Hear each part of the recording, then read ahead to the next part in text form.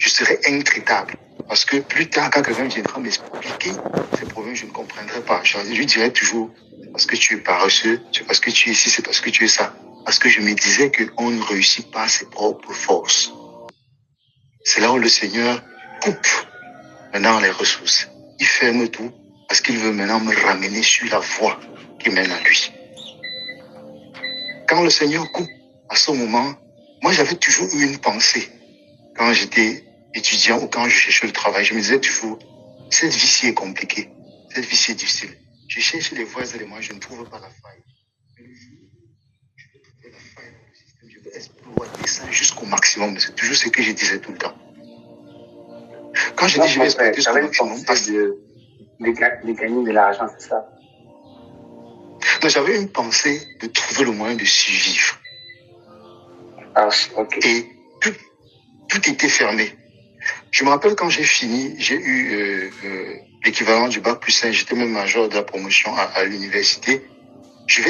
Une tante m'appelle et dit va déposer les dossiers à Camtel. Je vais à Camtel, je dépose les dossiers. Arrivé à Camtel, on me prend le dossier, on regarde. On me dit ceci. On regarde le dossier, on dit comment tu as su qu'il y a eu le recrutement? J'ai dit qu'il y a eu ma tante qui m'a appelé. On dit ta tante c'est qui? Je donne son nom. Après, la femme me demande qui est ton parrain? C'est la question qu'elle m'a posée. Elle dit qui est ton parrain? J'ai dit je n'ai pas de parrain. Elle dit ok mon fils, courage. Voilà ce qu'elle m'a dit. Elle m'a dit courage. Quand elle m'a dit courage, le jour-là, je suis sorti. J'ai compris clairement que ce n'était pas ma part. Le système était miné de partout. Vraiment de partout. Donc je m'étais dit, le système est miné, tout est compliqué. Mais le jour où Dieu me fera la grâce de trouver la faille dans le système, je vais l'exploiter au maximum. Donc quand je trouve donc le Seigneur me fait grâce de cette opportunité-là, en 2011-2012, je travaillais comme un acharné, comme un forcené. Je travaillais vraiment comme un forcené. Du matin jusqu'à 22h le soir. Au point où je suis sorti à 15h, j'avais l'impression d'être perdu. Parce que je ne sortais jamais quand il y avait la pleine lumière. Je sortais toujours très tôt, je rentrais toujours très tard. Et le Seigneur avait compris à ce moment que si je continue comme ça, je serais intraitable. Parce que plus tard, quand quelqu'un viendra m'expliquer ces problèmes, je ne comprendrai pas. Je lui dirais toujours, parce que tu es paresseux, c'est parce que tu es ici, c'est parce que tu es ça. Parce que je me disais qu'on ne réussit pas ses propres forces. Or, le Seigneur avait juste permis cette faille-là pour que je puisse rencontrer ma bien-aimée, ma chère épouse. Quand je l'ai rencontrée, le Seigneur a tout fermé. Je vous assure, j'ai tout fait. Rien ne marchait. Rien ne marchait. J'étais dans la peine. Parce que je me disais, pourquoi j'ai épousé cette fille maître à la maison aujourd'hui, je n'arrive pas à la nourrir. Ma duchesse à moi. Je me questionnais tous les jours. Elle trouvait à la maison que j'étais devenu amer, j'étais devenu noir. Mais c'est parce que je me questionnais. Mais, et à ce moment, oui mon frère, j'étais... Est-ce que quand votre mari, ta femme travaillait ou bien est-ce qu'elle fait des activités? Elle travaillait aussi. Elle a travaillé dans la même entreprise. Ok.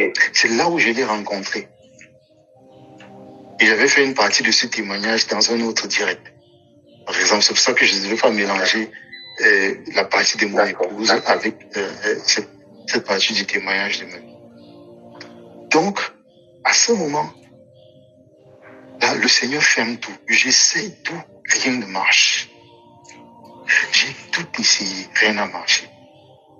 Une pensée m'est montée dans le cœur. J'ai commencé à dire, chaque jour c'était ma prière.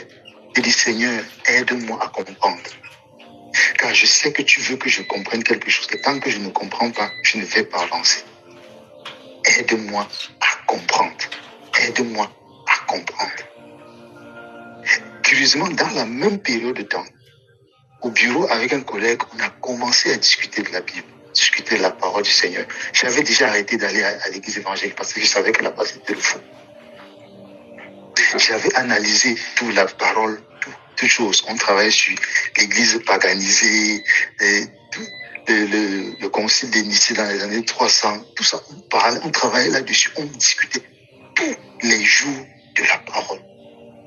Mais quand je rentrais, il y avait ça dans mon cœur. Père, si j'ai fait quelque chose qui ne t'a pas plu, pardonne-moi.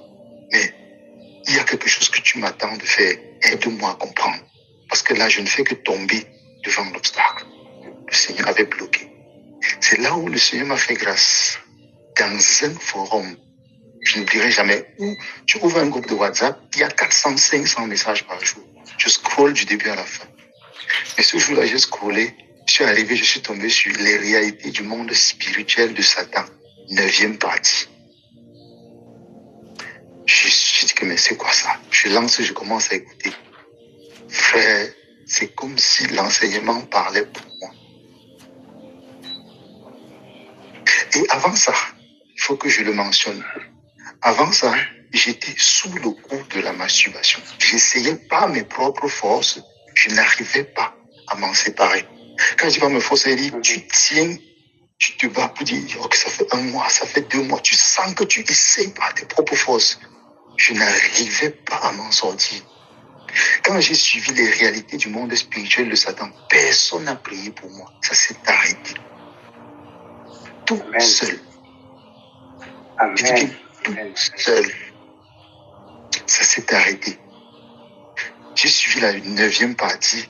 J'ai lancé la 10e partie. Ce jour-là, j'ai rentré du bureau. J'ai regardé le numéro qui est à la fin. J'avais écouté les serviteurs de Dieu avant. J'avais lu le livre de Rebecca Brown. Il y avait tellement de serviteurs dont je disais, Madou Karambiri, mais il ne m'était jamais venu à cœur de contacter un. Mais ce jour-là, pris le numéro qui était à la fin des réalités du monde spirituel de Satan, j'ai appelé. Ça a sonné, personne n'a pris. J'ai rappelé encore. Ça a sonné, personne n'a pris. Je suis arrivé à la maison. Quand j'arrive à la maison, le téléphone sonne. Je décroche. C'était Massara qui m'appelait. Bonjour, oui, vous avez appelé à ce numéro. C'est là où j'explique. Je dis, voilà, j'ai suivi les réalités du monde spirituel de Satan. 9e partie, tout ça. Voilà pourquoi je vous appelle. Elle me dit, vous appelez pourquoi? Je dis, j'appelle parce que je sens quelque chose. Je veux parler et puis j'ai des soucis, je voulais expliquer.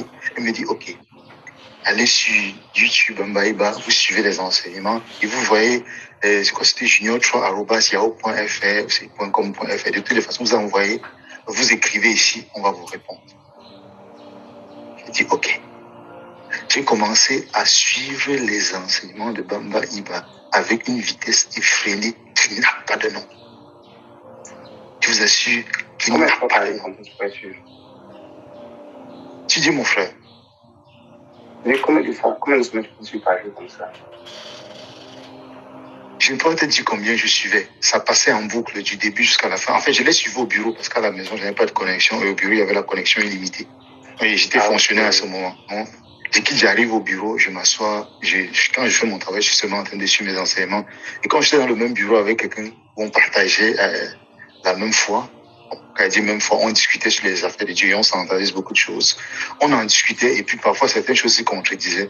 Moi, je disais qu'écoute bien ce qu'il dit. Donc, on suivait les enseignements en même temps et on en discutait live. Ce qui est curieux, c'est que mon épouse, elle vient un jour au bureau, sachant que moi, j'étais quelqu'un qui était toujours en train d'apprendre, de me former, de suivre les formations. Elle entre au bureau. Ah, qu'est-ce qui est arrivé au gars ici? Je ne cherchais plus le travail. Je ne me formais plus. Je suivais les enseignements. Ça, c'était en 2016. Je me gavais d'enseignements. Et je pense que ce que j'avais rencontré, la sœur Grace m'avait appelé, c'était en juin 2016.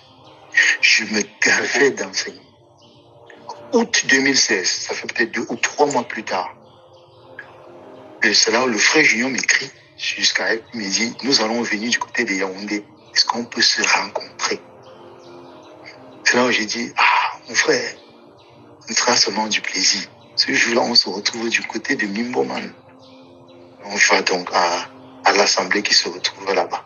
Je crois que là où j'ai rencontré le frère Jules et un certain nombre de personnes là-bas. Peut-être le frère Jules ne se rappelle pas, mais moi, je me rappelle très bien. Et on arrive, ce jour-là, l'enseignement du vendredi, je crois l'enseignement du samedi, en tout cas les 2 jours, les 3 jours qui étaient, 80% des entraînements étaient basés sur les questions que je posais. Et l'une des choses qui me marquait, C'est quand je posais la question, j'observais bien le frère Junior. Parce que quand je suivais l'enseignement, je disais, mais ce gars-ci, il fait comment pour sortir les versets bibliques comme ça? Donc quand j'allais m'asseoir ce jour-là, j'ai regardé. J'ai dit, mais j'ai dit que non, je veux voir s'il lit ça quelque part où il est dans une Bible. Et comme le Seigneur fait ces choses, il a révélé cela à son serviteur. Et c'est tout un moment, il m'a dit, tu vois que je ne lis pas quelque part, non? Parce que je crois que l'une des questions que j'avais même posées, c'était, quand un enseignement commence, je crois que ça a été déjà organisé, tout. Donc je voulais voir comment les enseignements se passent en live et si c'est ça qui est enregistré, qui est publié, ou bien une organisation qui est faite avant. Ce jour-là, quand j'ai suivi, ça a résonné dans mon cœur. Non. La prière que j'avais faite au Seigneur des années et des années avant est vraie. Je demandais toujours au Seigneur, est-ce qu'il y a encore de véritables serviteurs venant de toi sur cette terre? Et j'ai reconnu devant moi que nous avons un véritable serviteur du Dieu très. Et mon épouse était là. On a suivi la diva te coucher là-bas. Tu demandes pardon au Seigneur. Ce jour-là, je vous assure, quand je suis entré, je m'attendais à ce qu'il devait avoir une terrible délivrance. On allait prier sur moi. J'allais crier, les démons allaient sortir. Il n'y a eu rien de tout cela. Rien de tout cela. Tu dis, mon frère? Aucun boum badaboum. Aucun, rien. Rien. Mais après ce jour-là, je n'ai plus fait 3 mois au Cameroun. Mais je ne cherchais pas le travail. Je cherchais le Seigneur. Le travail que j'ai cherché avant, il me l'a donné. Comment ça se passe? Je suis toujours en train de suivre mes enseignements. À ce moment-là, j'ai beaucoup d'amis. Bon, pas beaucoup d'amis. Il y a des gens qui voyagent pour aller travailler un peu partout dans le monde. Un collègue vient me voir. Il me dit, mais toi, tu es informaticien? Oui. Tu as fait du développement? Oui. Tu as fait... S'il me pose des questions, je dis oui. Il dit que, mais j'entends qu'on recrute les gens qui ont des compétences à l'île Maurice. Toi, tu fais quoi ici? Il dit, gars, ça, c'est les choses qu'on raconte. Ça, c'est les choses qu'on recrute les gens partout pour aller les faire esclaves dans les pays. Vraiment, je n'ai pas le temps pour ça. Et je faisais quoi de mon temps? Je suivais les enseignements. Il me dit, mais il faut vérifier parce que vraiment, c'est une chose vraie. Je dis, mais il y a même quelqu'un qui m'a contacté pour me proposer une offre d'emploi, mais je n'ai pas répondu parce que je me dis que c'est l'arnaque. Il me dit, j'ai dit, demande le nom. Il n'a pas demandé le nom à la personne qui l'a recruté. Il vient me communiquer le nom. C'est le même nom de la personne qui m'a envoyé le courriel. J'ai dit, mince. Peut-être que je n'ai pas répondu, j'ai raté l'occasion de ma vie. Je réponds à la dame. Je dis, voilà. Le lendemain, il me répond, il dit, monsieur, envoyez votre CV. Je fais mon CV, j'envoie. Je continue à suivre mes enseignements. Elle m'appelle une semaine plus tard pour me dire, on va programmer un entretien avec vous. Je dis, peut-être l'affaire là est sérieuse. Dans le même temps, je dis bien dans la même période, j'avais cherché le travail, je n'avais même pas passé un entretien. Ou du moins, j'avais passé plusieurs entretiens, mais avec la mafia qui est au Cameroun, on n'avait jamais recruté. Mais c'était parce que le Seigneur fermait les voies là-bas. C'est là où j'ai compris. Parce que dans la même période, le Seigneur me fait passer un autre entretien au commissariat des Nations Unies au Cameroun. Et puis, il me fait passer l'entretien à l'île Maurice. L'entretien à l'île Maurice, c'est là où le Seigneur m'appelle. Je passe l'entretien le mercredi. Déjà, l'entretien se passe bizarrement. Je passe l'entretien, à un moment donné, avec les problèmes de connexion qu'il y avait au Cameroun, l'entretien se coupe. Comme j'étais au bureau, je prends mon taxi pour rentrer à la maison. Quand je suis dans le taxi, la dame me rappelle que oui, monsieur, ça s'est coupé. J'ai dit oui, je m'excuse, la connexion et tout ça. Elle dit que est-ce qu'on peut continuer? J'ai dit, hey, je suis dans le taxi. Je lui explique que non, je me suis déplacé de là où j'étais. Je ne suis pas un endroit approprié. Elle dit que donc, on vous donne alors combien de temps pour continuer? J'ai dit, l'affaire est sérieuse. J'ai dit que donnez-moi 1 heure. Elle dit que ok, dans 1 heure, on vous rappelle. Frère, je stoppe le taxi, je paye, je descends, je prends l'autre taxi, je rentre au bureau. Quand je rentre au bureau, je m'assois. On passe l'entretien, on finit l'entretien. Je prends le taxi, je rentre à la maison. J'arrive à la maison, ma bien-aimée me demande que mon chéri, c'est comment? L'entretien était comment? Et dit, gars, ça s'est même coupé, je suis rentré, on m'a rappelé. Je suis que ça va pas marcher. Par contre, l'entretien que je fais au commissariat des Nations Unies, je vais là-bas. On fait d'abord le test écrit. Je fais le test écrit. Après le test écrit, parce que nous sommes 3 à passer l'entretien. Nous passons l'entretien à 3. Mon entretien, je le fais très bien. Après mon entretien, je ne reçois pas d'appel. J'écris à ce qui est chargé des ressources humaines. Je dis, mais voilà, vous avez dit que vous devez répondre à l'entretien une semaine plus tard. Nous voici déjà 1 semaine et demie passée. Qu'est-ce que vous en dites? Elle programme un deuxième entretien.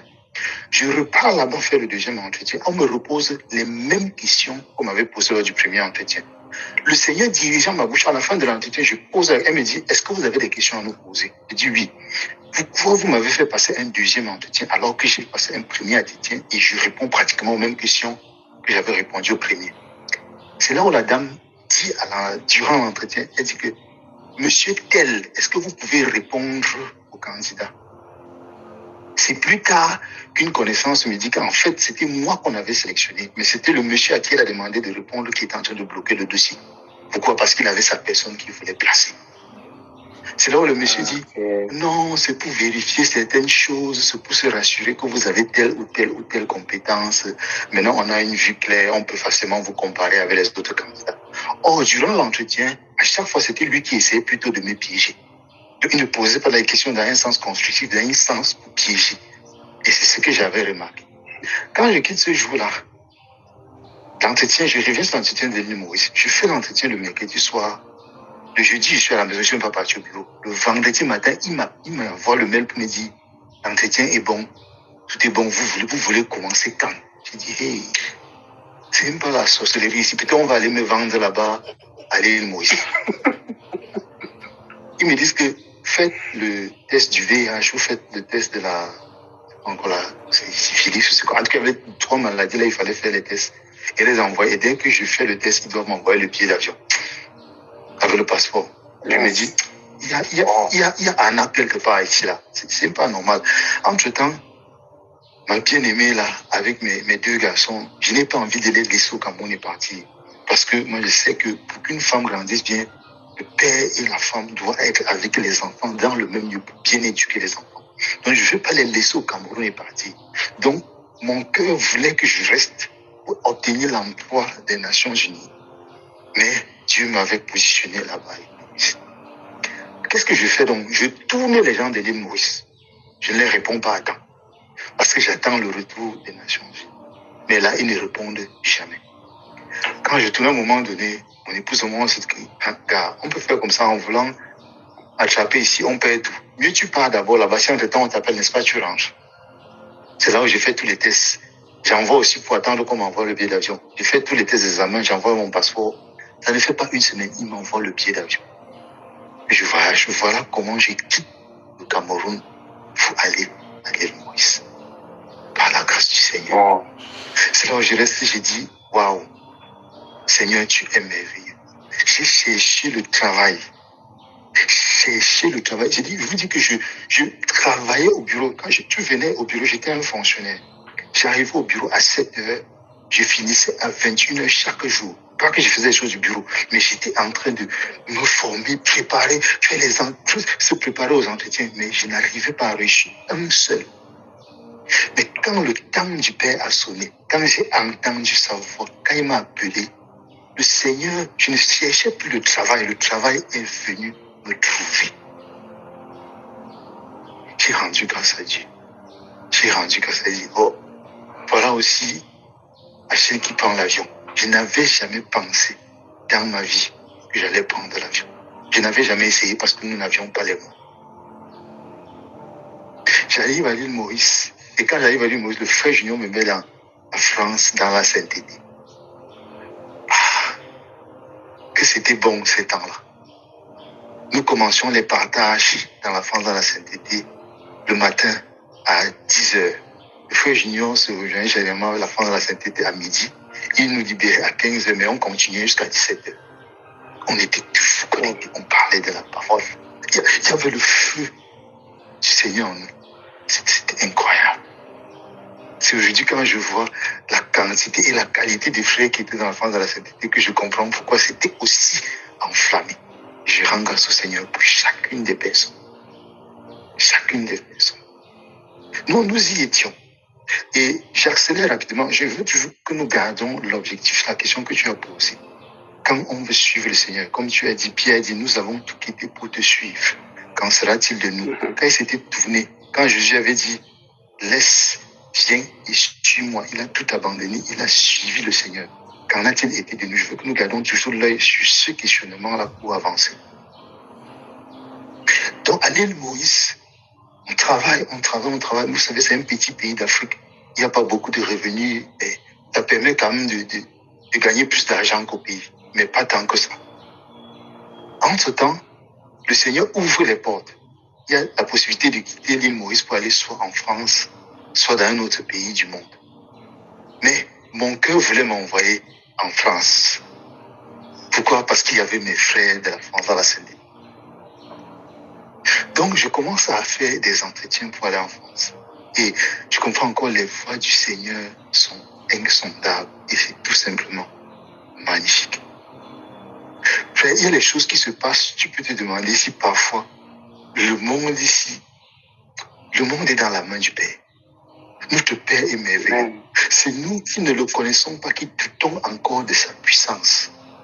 Il est terrible tout événement pour coordonner et pour ordonner que son plan s'aligne de manière parfaite. Comme j'avais fait l'entretien pour les Nations Unies et pour l'île Maurice, c'est exactement le même processus qui s'est passé. Je postule en France et puis je postule au Canada. Quand je postule en France, il y a 2 sociétés qui me recrutent. Quand la première société me recrute, ils programment les entretiens. Quand ils programment les entretiens, je quitte le bureau pour aller faire les entretiens à la maison de midi à 13h avant de rentrer continuer ma journée. Quand j'arrive à la maison, première fois, il n'y a personne. Je me connecte et je ne vois personne. Je rentre dans le bureau. Le lendemain, j'écris à la dame que je suis allé pour l'entretien, il n'y avait personne. C'est là où la dame me fait comprendre qu'en fait, il y a eu coupure d'Internet dans toute la société. Je dis, oh, pas. En France, elle dit oui. Je dis, mince. C'est chaud. Je dis, je suis dépassé. Je dis, mais une société en France a coupure d'Internet toute une journée. Elle me dit oui. Elle dit qu'on va programmer un deuxième entretien. On programme un deuxième entretien. Ce jour-là, j'arrive, il n'y a personne. La prochaine fois où je reprends, on me dit qu'en fait, il y a eu un changement de personnel dans l'entreprise. Du coup, tous ceux qui devaient m'interviewer, on les a virés. On a recruté de nouvelles personnes. C'est là où j'ai dit non, ça va. Ne programmez plus un nouvel entretien. Parce que je comprenais déjà les voies du Seigneur.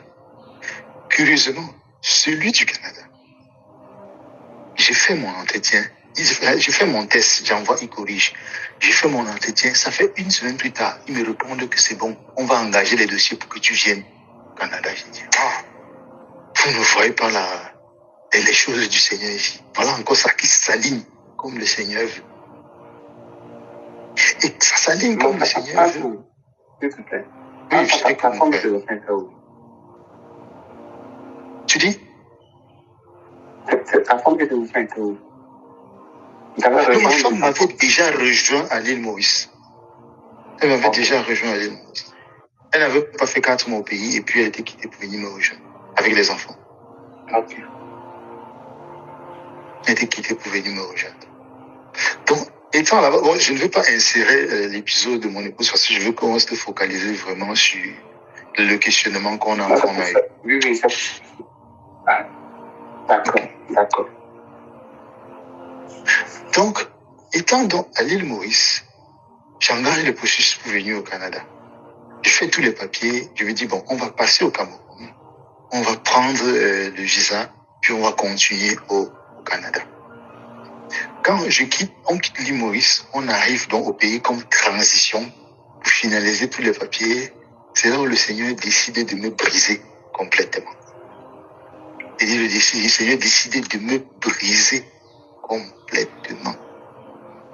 Nous arrivons au Cameroun. On passe d'abord par Douala. On va rencontrer le frère Junior. Et mon épouse et moi, nous deux, nous allons nous faire baptiser. Et je m'appelle très bien, c'était le prophète Jean-Pierre qui m'avait baptisé. Très bien. Et on était accompagné du frère Chris Victor. Je m'appelle très bien de ces deux. Donc nous allons nous faire baptiser. On rentre. On passe des très bons moments dans la présence du Seigneur avec la merveilleuse famille qui est la famille de notre frère et Maman Grace. Et on se déplace pour aller rendre visite donc à la famille. Quand on quitte pour aller rendre visite à la famille, on dépose les dossiers du Canada. C'est là où le Seigneur enclenche son processus. Le Seigneur me met dans une maladie. Je tombe malade. la maladie me secoue. Entre-temps, on quitte Yaoundé, on va à Bafsam, rendre visite à mon papa. On arrive, on passe du temps. C'est là où la maladie atteint le pic. Je suis malade au point où je commence à dire à l'hôpital qu'il faut qu'on me fasse des transfusions sanguines. Que ça ne va pas. Ce jour-là, je me rappelle un matin, je me lève, hospitalisé que j'étais, je me lève, je m'assois. Je vais aux toilettes, je me lève aux toilettes, je vais tomber, c'est là où mon épouse me soutient. Quand elle me soutient, elle regarde comme ça. Elle dit, hey, le type ci est venu à l'hôpital en marchant. Le voilà qui est déjà en train de ne pas pouvoir tenir devant l'hôpital. C'est grave. Je viens, je m'assois, j'ouvre mon laptop, je me connecte sur le site du Canada pour voir l'état de dossier. Je vois le dossier du Canada renvoyé. Je m'assois sur le lit d'hôpital, on dit s'effondre, tout mon corps s'effondre, dans mon âme je m'effondre. Mais dans ça, je pose toujours une question. Seigneur, qu'est-ce que je n'ai pas compris? Père, qu'est-ce que je n'ai pas compris? Parce que je suis sûr que si tu me fais passer par ça, il y a quelque chose qui n'est pas compris. Voilà, je suis malade. Je suis au bout de la mort. Parce que je me voyais partir. Les dossiers du Canada n'ont pas marché. Je suis rentré ici avec ma femme et mes enfants. Qu'est-ce que je n'ai pas compris? J'étais assis ce jour-là comme ça.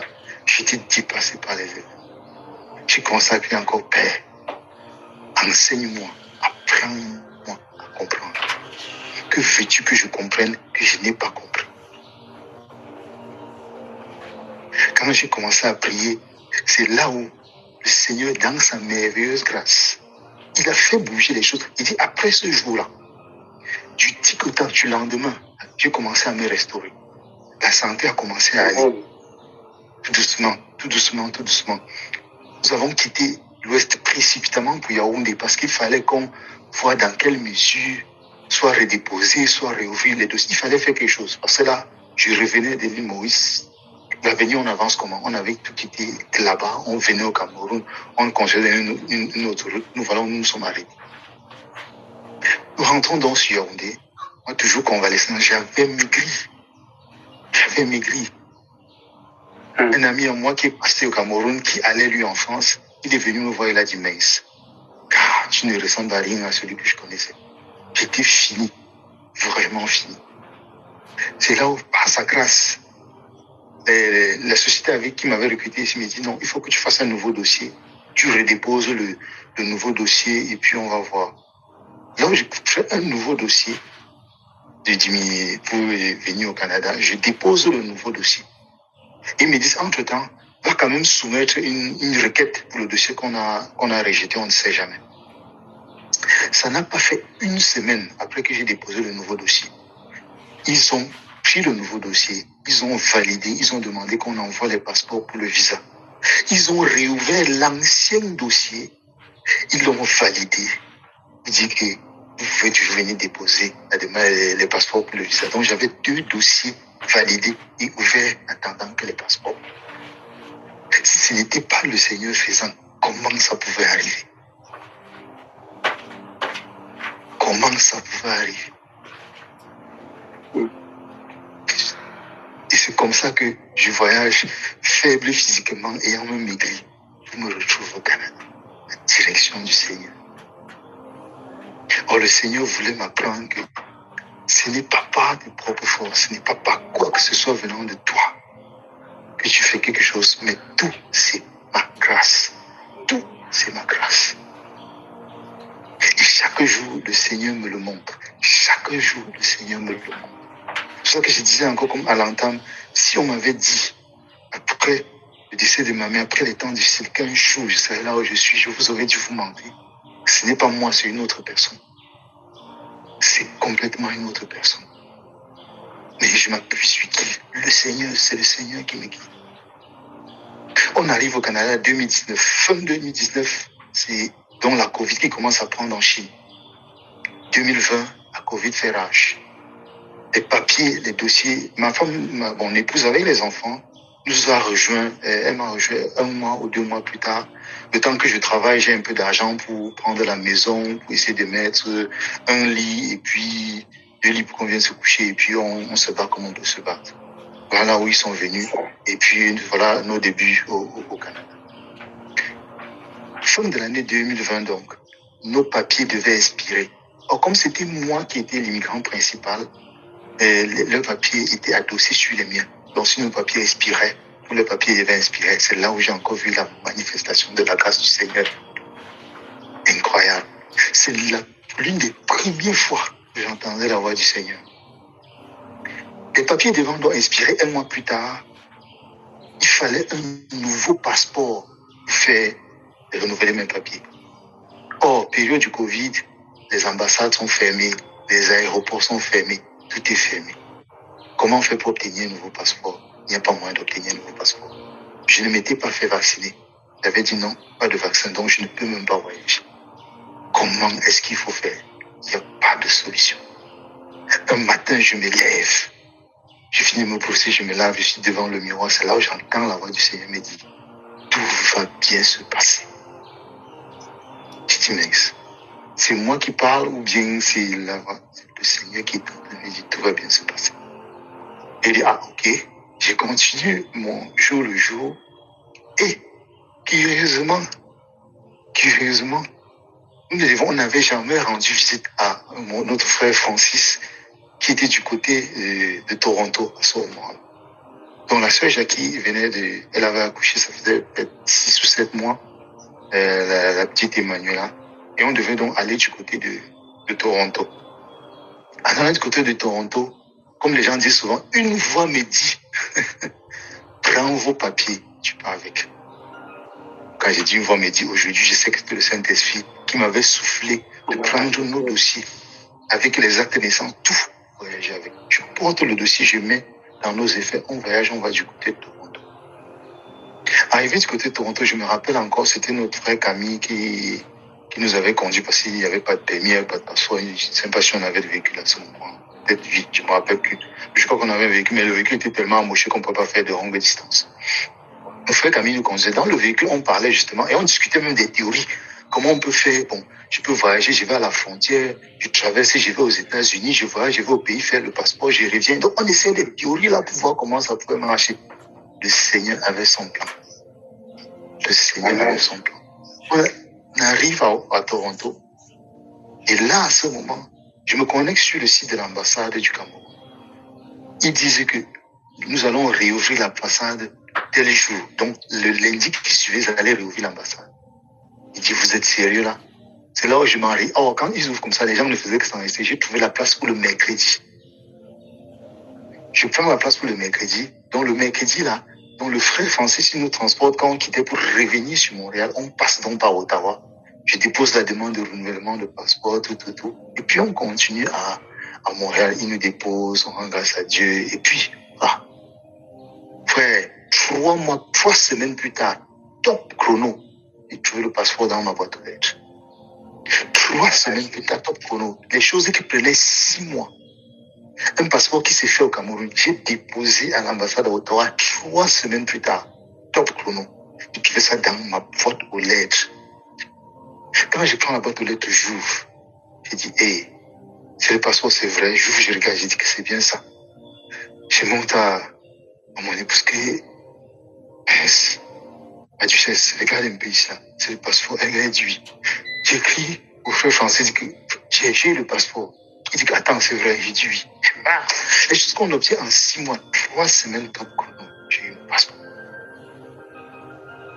Et c'est là où nous avons pu renouveler nos dossiers comme ça. Jusqu'ici. Parce que nous comptions sur le Seigneur. Quels que soient les plans que nous avons faits, ça n'aurait pas marché. Mais le Seigneur a tout ordonné pour que les choses marchent telles qu'il faut. Vraiment pour que les choses marchent telles qu'il faut. Je rends vraiment grâce au Seigneur. Pour sa grâce dans ma vie. Pour sa grâce dans la vie de ma famille. Quel que soit ce que j'ai aujourd'hui, qui que je sois aujourd'hui, ce n'est que par sa grâce. Et dans mon fort intérieur, je n'avais jamais pensé que je serais un serviteur du Seigneur. Non. Je voulais seulement rencontrer un authentique oint de Dieu. Le Seigneur m'a fait rencontrer un authentique oint de Dieu. Mais il a fait de moi son serviteur aujourd'hui. qu'est-ce que j'ai si je n'ai pas reçu du Seigneur? Qu'est-ce que j'ai si je n'ai pas reçu de lui? Tout n'est que sa grâce. Mais je vais donc terminer par ce témoignage que je voulais partager depuis ce matin. Manifester encore la grâce et la bénédiction du Seigneur dans ma vie. Vraiment dans ma vie, dans la vie de ma famille. Mais ce témoignage-ci, c'est véritablement, le Seigneur a fait cela non pas pour moi, mais pour celle qu'il a mise à mes côtés. Pour ma bien-aimée, mon épouse, la prunelle de ses yeux, qu'il a mise à mes côtés. Parce qu'il savait que s'il me donnait même les moyens de faire ce qu'il va faire là, je n'aurais pas fait. J'aurais toujours dit que non, il y a des choses qu'on peut faire. J'aurais toujours dit que non, il y a quelque chose à faire avec. Je n'aurais pas fait, mais il l'a fait pour elle. Et juste pour faire un coucou à Maman Sarah, je vais t'envoyer l'audio, Maman Sarah, de la transformation que ton travail est en train de faire au travers d'elle en temps opportun. Et je sais que tu comprends ce que je veux dire par en temps opportun. Je ferai le témoignage, t'inquiète. En temps opportun. Je reviens donc à le témoignage que je voulais faire ce matin. Vous savez, quand on travaille pour le Seigneur, il faut y mettre du temps, il faut y mettre de la détermination. Et le livre de Jérémie, au chapitre 48, au verset 10, dit, maudit soit celui qui fait avec négligence l'œuvre de l'Éternel. Le Seigneur sait vraiment que je ne veux pas faire son œuvre avec négligence. Je veux faire avec détermination, avec zèle. Donc, du coup, je me dis, non, il faut que j'y mette du temps, il faut que j'y mette de la détermination. Nous sortons tous de l'après-Covid, donc tout le monde travaille à distance. Or, nous étions passés à 2 jours de travail au bureau. Pour aller au bureau, ça nous prend du temps, ça nous prend de la distance, tout ça. Ce qui fait que c'est fatigant. Mais tout récemment, au bureau, ils sont venus avec, vous allez répartir au bureau 4 jours par semaine. Mais ça a d'abord couru dans les rumeurs que ça devait arriver, mais finalement, c'est arrivé. Quand ils ont dit que ça devait passer 4 jours au travail, j'ai dit non, ce n'est pas compatible. Vraiment, si je veux faire le vie du Seigneur, comme je devrais le faire, ce n'est pas compatible, ça me prend énormément du temps. Il faut que je cherche le travail ailleurs. Ça, c'était ma pensée. Ça, c'était ma réflexion. Et j'ai commencé à chercher le travail. Parce que je me disais, le plus important, ce n'est pas de gagner des sous. Mais ce que le Père, vraiment quand il regarde là-haut, il dit non, il y a quand même des gens qui donnent du cœur à mon œuvre. J'ai commencé à chercher le travail et j'ai reçu des offres. Quand je reçois des offres, je reçois une offre où on me donne l'équivalent de mon salaire actuel, étant travail à distance complètement, avec même plus de jours de congé. Quand je vois cette offre, je dis, voilà l'offre que j'attendais. Je ne suis pas allé prier. Mais ce jour-là, le Seigneur m'a donné un songe. Dans le songe, il disait clairement que personne ne démissionne de son travail, sauf si ce n'est pas une instruction particulière venant de moi. Je me lève ce matin-là. Et parfois, il me donne les songes, il voile certaines parties, il laisse seulement l'endroit où je dois bien comprendre. Il a bien laissé que je comprenne, je vois bien l'ensemble des choses, que je retienne bien tout ce qui avait été dit. J'ai dit oui, pourquoi le Seigneur a fait ça? Et pour mettre, justement, pour sceller ce qu'il était en train de dire, c'était par la bouche du frère Junior qu'il me disait ça dans le songe. Parce qu'il savait que s'il disait ça autrement, j'aurais pu dire que non, peut-être c'est autre chose. Mais il a dit ça d'une manière qu'il savait que je devais comprendre que ça venait de lui et automatiquement de lui, je ne pourrais discuter. Je me lève le matin, j'ai dit, ouais, pourquoi le Père, si Dieu me demandait de rester alors qu'il sait que je dois partir pour lui, pas pour moi, mais pour lui. Alors je reste tranquille. J'ai dit, ok. Puis au bureau, on discute avec les collègues qui nous disent, vraiment, quand je suis au bureau, c'est compliqué, moi, mais je vais chercher du travail. C'est là où je lui dis je dis à mon collègue que, en tout cas, moi, je vais me chercher jusqu'à j'ai reçu des offres. Il me dit que pourquoi tu ne démissionnes pas? Je dis que parce que mon employeur a demandé que je ne parte pas. Il dit, ah bon? J'ai dit oui. Il dit, ton employeur, c'est qui? Il donne le nom de mon boss. Je dis non, elle, ce n'est pas mon employeur. Il dit, et qui? C'est pas ton employeur comment? J'ai dit non, c'est pas mon employeur. Il dit, c'est qui ton employeur? Il dit que c'est le Dieu très haut. Il dit, ah bon? J'ai dit oui. Il te parle? J'ai dit oui. Vrai, j'ai dit oui. Il dit, ok. Il dit que non. On va en discuter face to face. On va plus s'écrire par les chats. C'est comme ça que l'épisode passe. 3 semaines plus tard, après ça, il y a eu une réunion au bureau. Et puis, à ce moment-là, j'entre dans la salle de réunion. On dit, félicitations parce que tu as été nominé parmi, comme au travail, chaque 3 mois. On s'assoit, on dit, bon, parmi ceux qui ont travaillé ici, voilà, ceux qui ont reçu comment on appelle ça, les testimonies, les recommandations de leurs collègues comme ayant bien travaillé. Là, on me dit, félicitations, tu as reçu les testimonies de tes collègues comme ayant bien travaillé. Je dis, ok, merci. On s'assoit, on travaille. Toujours, je suis toujours en train de m'interroger, mais pourquoi le PS m'a fait rester ici? Parce que chaque jour, on me donne plus de travail. On n'augmente pas mon salaire. Parfois, il m'énerve. Tu arrives au boulot, ça t'énerve, mais tu regardes, tu dis, le Seigneur a dit qu'on travaille tel que travaillant pour lui. Comment je vais faire ici? Tu travailles, tu mets du cœur parce que tu t'es dit que tu dois travailler pour ton employeur tel que tu travailles pour le Seigneur. C'est là où en septembre, lors de la réunion de fin d'année, on arrive en salle de réunion, c'est comme une réception de fin d'année. Et puis, il y a un grand directeur qui est venu, le directeur de toute la sous-région du Canada qui arrive. Et puis, lors de la remise des prix, on m'appelle pour me remettre un prix. Je dis, je sors les grosses du... Je dis, hey, comment ça? On dit que oui, tu as tel prix, tout ça, c'est le Conference Award. Et pour ce prix-là, vous allez aller en croisière, ton épouse et toi, pendant 1 semaine. Quand j'ai seulement dit, le Seigneur est merveilleux. Que je n'ai pas cherché à avoir ça, je n'ai pas sollicité. Mais c'est le Seigneur, sachant que ça venait à bloquer tout, parce qu'il voulait me faire partie dans ça. Et il savait que même s'il me donne les moyens pour faire ces choses, j'allais trouver. Moi, il dit que non, il y a un besoin, il y a. Mais il a fait ça pour sa servante. Il a fait ça pour que sa fille goûte à un certain nombre de choses. Parce que c'est que si c'est moi là, ça ne me touche même pas. Et ce qui a été marquant, c'est mon collègue à qui j'avais dit, mon employeur a demandé que je ne démissionne pas. Il m'a dit clairement que quand on t'a appelé, tu t'es levé. Net, ce que tu m'as dit est venu dans ma tête. Voilà ce qu'il m'a donné comme témoignage. Il m'a dit que quand tu m'as dit ça, j'ai uniquement pensé pas à ce que tu m'avais dit dans le chat. Voilà, ça te rejette. J'ai dit, waouh, il n'y a que le Seigneur pour faire ce genre de choses. Parce que j'avais clairement, pour moi, j'avais démissionné. Mais le Seigneur a dit, ne pars pas. Parce que c'est moi qui t'ai mis là-bas. C'est moi qui sais comment je t'ai mis.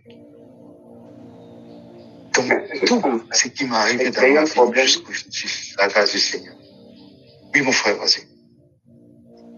Je demandais, pourquoi vous voulez que tu démissionnes? Non, c'est moi qui voulais démissionner. Parce que aller 4 jours au bureau, ça me prend du temps aller, du temps retour. Je n'ai pas le temps de me consacrer au Seigneur comme je le voudrais, dans la lecture, la prière et la méditation de la parole. Donc, je voulais démissionner pour aller à un travail qui me prend moins de temps, mais qui me donne plus de temps pour me consacrer à l'œuvre du Seigneur. C'est pour ça que je voulais démissionner. Mais le Seigneur a anticipé, avant que je ne vienne auprès de lui poser il savait que j'allais venir demander que, Père, je fais comment je démissionne. Il a anticipé avant que je ne vienne pour dire, tu ne bouges pas. Tu ne bouges pas. Donc, si nous revenons à le questionnement qui nous a été donné dès le départ, avoir les yeux fixés sur le Seigneur, ne compter que sur lui. Ma vie, jusqu'aujourd'hui, est la manifestation de la grâce du Seigneur. Je suis un pauvre qui a vécu dans une famille très pauvre. Et la grâce du Seigneur s'est manifestée dans ma vie. Ce n'est pas par ma propre force que je fais quoi que ce soit. Je me rappelle, il y a des jours où on me donne le travail, ça me fatigue, ça me casse la tête. Je reste comme ça, j'ai dit, Seigneur, je fais qu'on peut trouver la solution. J'intercède. Quelques minutes plus tard, le Seigneur me donne la solution. Je dis, waouh, Seigneur, tu es merveilleux. Il n'y a que toi. Parce que ce n'est pas par mes propres compétences que je fais quoi que ce soit. Je m'appuie sur le Seigneur. Et je voudrais passer par ça pour exhorter un frère, une sœur qui passe par des moments difficiles ou qui passe par des moments compliqués aujourd'hui. Parfois, nous recherchons trop à nous plaire. Nous venons nous attacher au Seigneur pour qu'il résolve nos problèmes. Venons nous attacher au Seigneur par amour pour lui. et les grâces et les bénédictions vont nous suivre. La Bible dit qu'il y a des bénédictions sur la tête du juste. Vous êtes bénis. Béni, j'ai vu que tu prospères comme prospère l'état de ton âme. Donc, si nous voulons prospérer tel que la Bible le veut, cherchons la prospérité de notre âme. Ça passe par la sanctification, ça passe par le nettoyage, ça passe par l'attachement au Seigneur, ça passe par la fuite des œuvres des ténèbres. Ça passe par l'humilité près du Père. Ça passe par le regard sur les choses d'en haut, au lieu d'avoir les regards fixés sur les choses de la terre. Je veux que tu prospères comme prospère l'état de ton âme. Et l'exemple sur lequel j'ai regardé, j'ai examiné, j'ai analysé, c'est l'exemple de mon frère Junior. J'arrive, je regarde le frère à Douala. Je me dis non, ce frère ne travaille pas, il se consacre au Seigneur. Comment il fait pour vivre? Comment il fait pour aider autant les gens? Frère, il compte sur le Seigneur de jour en jour, d'heure en heure. Et le Seigneur ouvre les portes.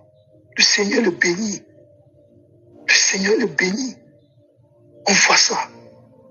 Le frère nous a rendu à maintes reprises son témoignage. Or, ce témoignage doit nous servir d'exemple. C'est une Bible écrite vivant au milieu de nous. L'apôtre Pierre, on a vu son témoignage, comment il a abandonné tout. Mais voici l'exemple là. L'apôtre Pierre, il est loin, il est dans la Bible écrit. Voici l'exemple vivant devant nous. Il s'est attaché au Seigneur. Il donne son témoignage, comment il a voulu aller travailler à l'heure. Le Seigneur a fermé les portes. Il s'est appuyé sur le Seigneur. Il n'a jamais cherché un gain quelconque financier. Mais la faveur et les bénédictions l'accompagnent. Parce qu'il attache son cœur à l'œuvre du Père, parce qu'il s'attache au Seigneur, parce que son espérance est dans le Dieu qui a créé les cieux et la terre. Frère, quand j'ai regardé ça, je me suis vu, moi, qui bossais au Cameroun comme un fou. Je sortais à 6 heures, je rentrais à 22 heures. Je ne pouvais pas me comparer au frère Junior en termes de ressources de quoi que ce soit. Mais lui, il se consacrait à l'œuvre du Seigneur. J'ai dit non, voilà un exemple qu'il faut suivre. Voilà un exemple qu'il faut suivre. Une Bible vivante au milieu de nous. Parfois, on veut avoir les grands témoignages. On veut avoir que les gens de la Bible viennent nous parler. Frère, prenons l'exemple qui est devant de nous. Quand j'écoute les enseignements, je n'écoute généralement pas avec une oreille pour m'appuyer sur ce qu'on dit, les versets bibliques. Oui, j'écoute, je note, je prends, j'ai mis à tel. Mais parfois, il y a certains détails que le frère glisse, qui sont des enseignements en eux-mêmes. Donc, l'enseignement, ce n'est pas toujours le fait de dire que dans la Bible, il est écrit tel. Même sa vie même était un enseignement. Quand il était en Allemagne, il a montré son cahier. Il a dit, voilà mon cahier, je lis ceci, je organise comme ça, je fais ceci comme ça. Mais ça a sonné des cloches dans ma tête. J'ai dit, mais frère Junior, avec toute la quantité et la qualité des connaissances qu'il a, il prend tout ce temps, tout ce travail avec minutie, détermination. Les gars, on est foutus. Il fait tout ça. Et on veut se lever et aussi commencer à vouloir faire les choses. Non, ça ne marche pas comme ça. Ça ne marche pas comme ça. Au départ, je me disais que non, il y a que le frère Junior, c'est le talent naturel. Mais quand j'ai vu la quantité et la qualité du travail que mon frère mettait pour les choses du Seigneur, j'ai compris qu'il n'y a pas à blaguer. J'ai compris que c'est sérieux. Il fait tout ça, il se consacre et Dieu le bénit.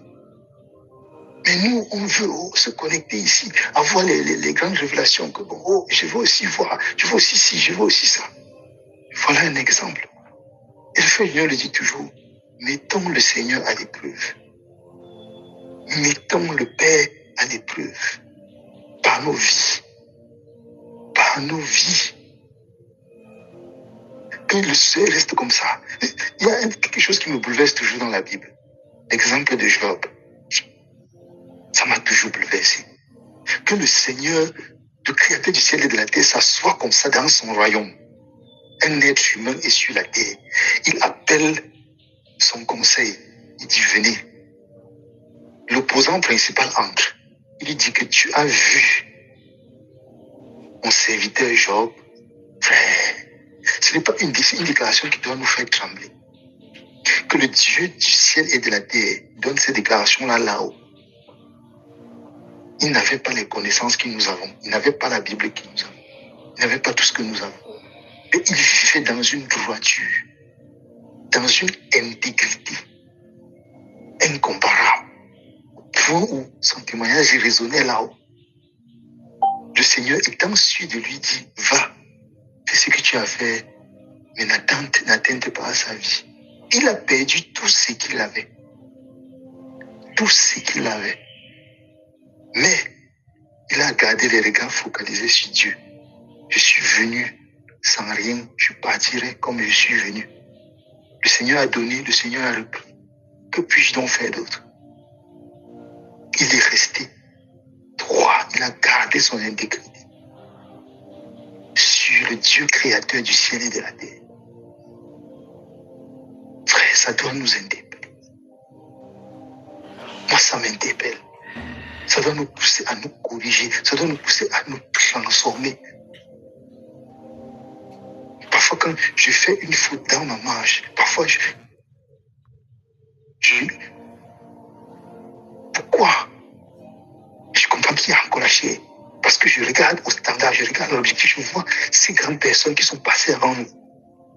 Je me dis, on a du travail. Si on veut recevoir l'approval, si on veut recevoir le testimonial du ciel, parce que c'est le testimony venant de là, c'est le témoignage venant du ciel qui est important. Quand le ciel reste comme ça, il témoigne que maman Sarah, c'est maman Sarah. Vous croyez que c'est parce que subitement ça vient dans elle? C'est parce qu'elle vit déjà comme maman Sarah depuis. Elle est déjà transformée à l'image de maman Sarah. On voit ça ressortir aujourd'hui, mais elle est transformée par ça. La parole a pris vie en elle. Et ça a fait révéler l'homme intérieur de maman Sarah qui était en elle. C'est le témoignage là qui veut du ciel que nous voulons. Que tu sois appelé par le nom qui est connu là-bas, pas par ton nom terrestre. Que tu sois appelé par le ciel. Donc mes frères, observons les temps et ce qui est en train de se passer dans le monde. Accrochons-nous au Seigneur. Fonçons dans la sanctification. Le Seigneur est en train de faire une œuvre sur. Je ne sais même pas si on se rend compte de ce que le Seigneur est en train de vouloir faire sur cette terre immortelle. Vraiment. Que le serviteur du Seigneur s'élève comme ça. Il lance les lives, il enchaîne les lives avec le programme hyper